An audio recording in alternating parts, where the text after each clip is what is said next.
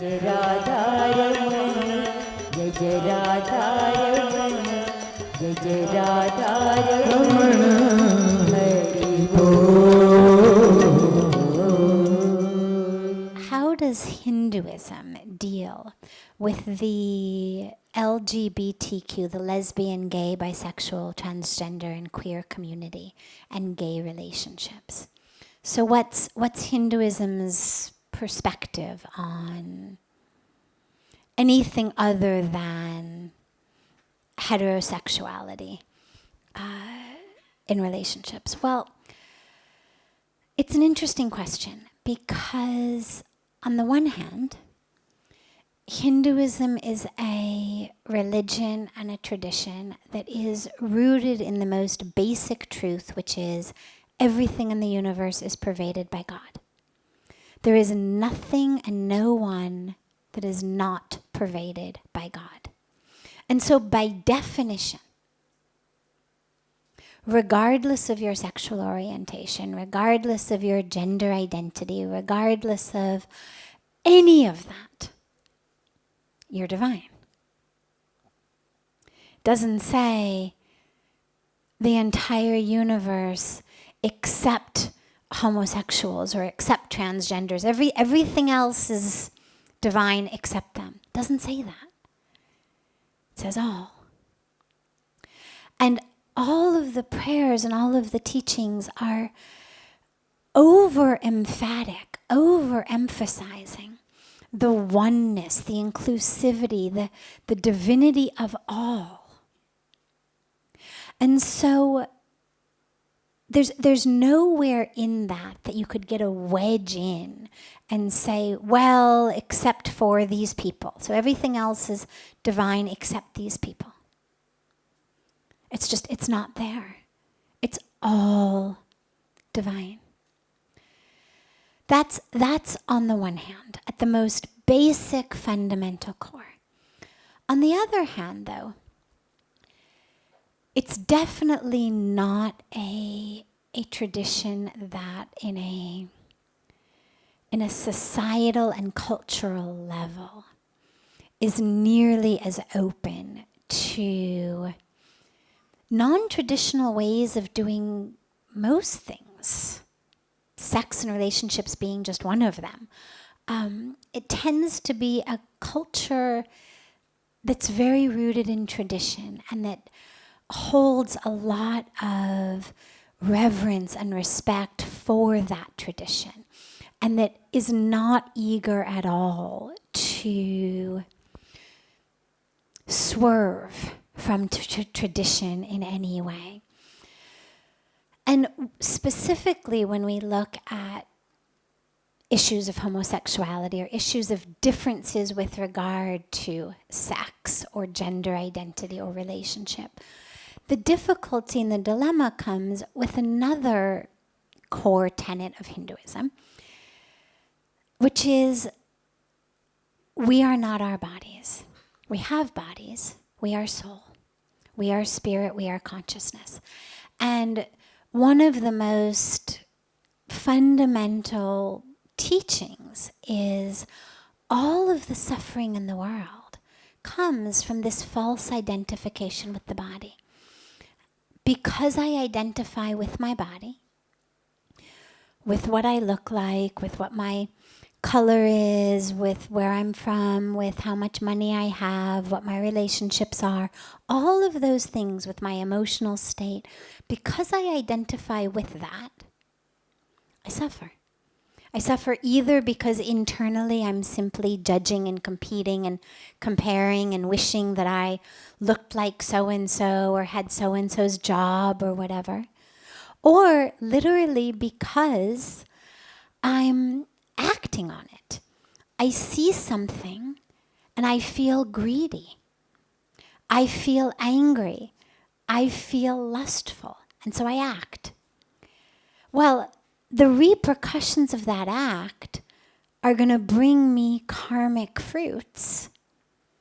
That if what I've done is acted out of greed, out of anger, out of lust, chances are the fruit of that tree is not going to be quite so sweet.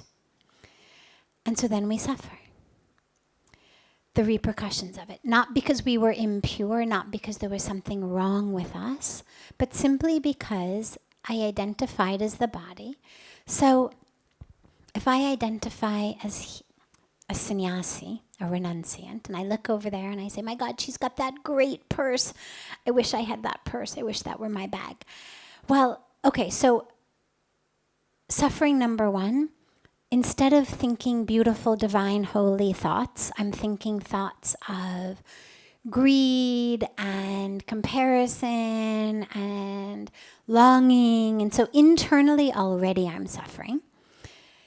If I act on it, and when her back is turned, I grab her purse, and I've stolen it, well, then when I get caught and thrown in jail or fined or whatever the legal system of my city might be, well, I'm going to suffer again. Now, none of that says I'm an impure person or a bad person. But what happened was, due to my false identification with the body, I identified with not having something that she had. I decided that if I had that, I would be better or more or full or enough or satisfied or all of the things that we crave being when we identify just as the bodies. And I got fixated on the fact that it was that purse that stood between me and satisfaction or enoughness or happiness. So I took it. And the same is true if instead of the purse, it was any one of 100 other things that I did. That the religion would, look down upon as an ignorant act. All of it causes suffering.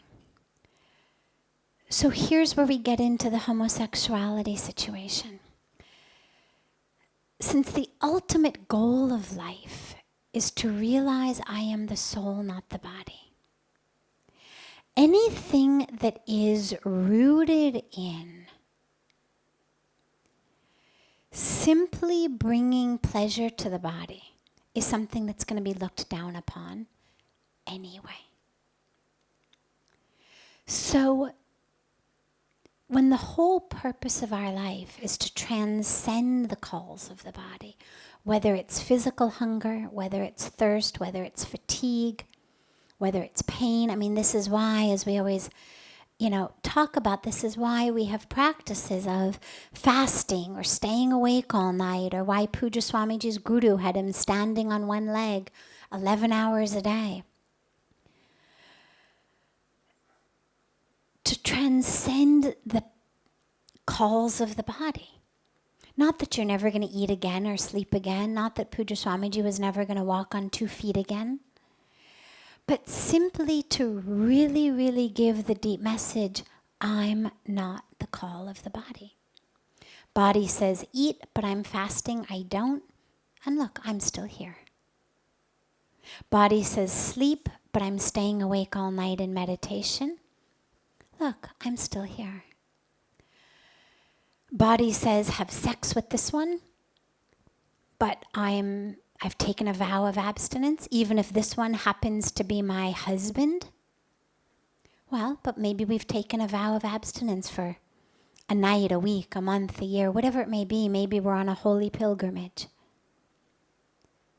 So I don't. And what that teaches us simply is, I'm not the calls of my body. Whether the hunger is for food or for sex or for sleep,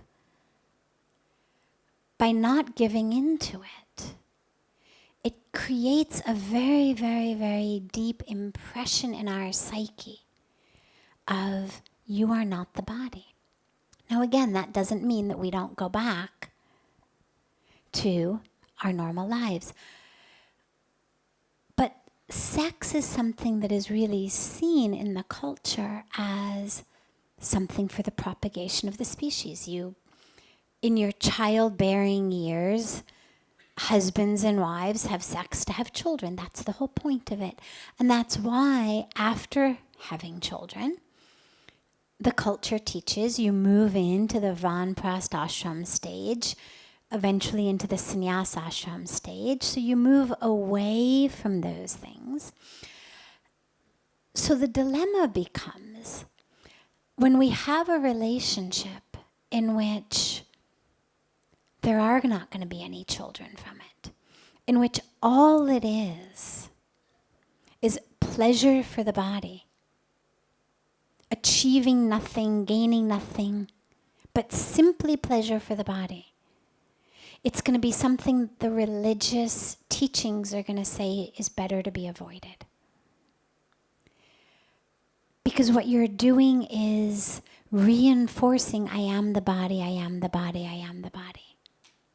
When the emphasis should be transcending the body. And I share that because I deeply believe that that's the reason that the culture is not so embracing of homosexuality, is because what you've got then is a relationship rooted simply in pleasure for that which I'm supposed to be transcending. And the same is true, by the way, for heterosexual, non-transgender relationships. Once they've had children, if a married heterosexual monogamous couple went to a guru and said, we have sex all day long. We love it. We can't get enough of it. We do it everywhere. Well, I am sure, I've never heard it said, but I am sure that guru would say, that's not really such a good idea. That's not what you're put on earth for. You really need to go beyond these things. Go higher. Go beyond it. Go beyond the calls of the body. And so it's not just a denigration of the non-traditional forms of relationship. It's really an advice against giving in to the call of the body at all when it doesn't have a purpose. We have to eat food. We have to drink water. We have to sleep at night. At some point, Puja Swamiji had to put his foot down. But sex is something that's optional. And so if it's not serving the purpose of children, this is where they tend to say, move beyond it. And the other last point about that, which I've mentioned in here before with other questions, is there's a very deep teaching about the energy of the body in the Hindu tradition, which is called Ojas. And it's literally the light, the strength, the energy of the body. And it is said that through the sex act, that when you literally release in sex, that what is being released is not just bodily fluids, but actually ojas along with it. And so it's also taught that the way to stay healthy, the way to stay vibrant, the way to stay shining is to preserve that ojas. So again, even if it were a married, heterosexual, monogamous couple, the religious teachings would say, be careful, hold on to that as much as you can. Don't lose it, it's precious. So that's I think another reason that there's such condemnation for the relationships and the sex that seem to be non-productive and just for pleasure. Is again you're losing that energy of the body. So I think that's why you've got this very dichotomous, you could say, perspective within the religion on it. But it's been something that's only been talked about publicly relatively recently. I mean, I know historically it's there, but in terms of public domain, it's been relatively recent. And so we're watching as the culture gets more and more open, as the culture gets more and more understanding of even what it means. Even the fact that it is scientific, that people are born like that it's not some sort of a perversion, but rather it's just a difference. And so I have faith and hope that slowly there's going to be even more openness to that in the name of Vasudhaiva Kutumbakam, which is a core root teaching, which means the world is a family. And so if we're pushing away any group of people, it's hard to turn around and say, well, the world is our family.